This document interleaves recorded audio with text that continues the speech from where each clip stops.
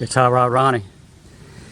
Time has come for put the exhaust on the Corvette. I put the small block in it, hitting the east end muffler.